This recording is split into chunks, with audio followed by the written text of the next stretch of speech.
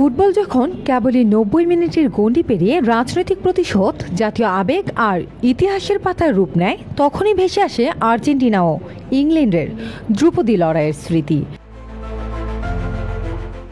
দীর্ঘ ২১ বছর পর আবারও বিশ্বমঞ্চে বিশ্বজুড়ে কোটি ফুটবল প্রেমীর হৃদয় কাঁপাতে মুখোমুখি হচ্ছে এই দুই পরাশক্তি, তাও আবার ২০২৬ বিশ্বকাপের হাই ভোল্টেজ সেমিফাইনালে। ফুটবল ইতিহাসের সবচেয়ে রোমাঞ্চকর এই দ্বৈরথের কথা উঠলেই অবধারিতভাবে সামনে চলে আসে দুই দেশের ১৯৮২ সালের রক্তক্ষয়ী ফকল্যান্ড যুদ্ধ এবং ম্যারাডোনার সেই বিখ্যাত ও বিতর্কিত হ্যান্ড অব গড গোল।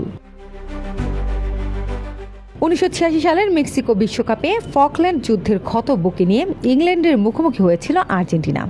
সেই ম্যাচের ৫১ মিনিটে ইংল্যান্ড গোলরক্ষককে ফাঁকি দিয়ে হাত দিয়ে গোল করে বসেন ফুটবলের রাজপুত্র দিয়েগো ম্যারাডোনা, যা পরবর্তীতে হ্যান্ড অব গড নামে অমর হয়ে যায়।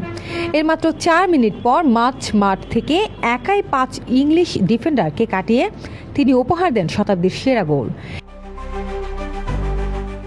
ইতিহাসের পাতায় সেটি গোল অব দ্য সেঞ্চুরি নামে পেয়েছে অমরত্ব।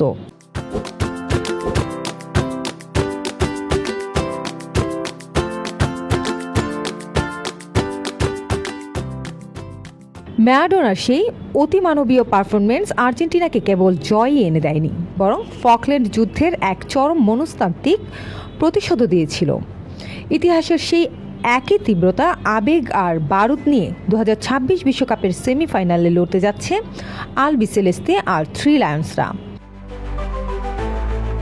ফাইনালের টিকিট কাটার এই লড়াইয়ে মাঠের প্রতিটি ট্যাকল আর গ্যালারির প্রতিটি গর্জনে ফকল্যান্ডের সেই পুরনো ক্ষত আর ম্যারাডোনার জাদুকরী স্মৃতি নতুন করে প্রাণ ফিরে পাবে। ফুটবল আর ইতিহাসের এমন রুদ্ধশ্বাস মেলবন্ধন দেখতে এখন পুরো পৃথিবী অধীর অপেক্ষায়। লোপা ইসলাম, নিউজ ডেস্ক, দৈনিক ইনকিলাব।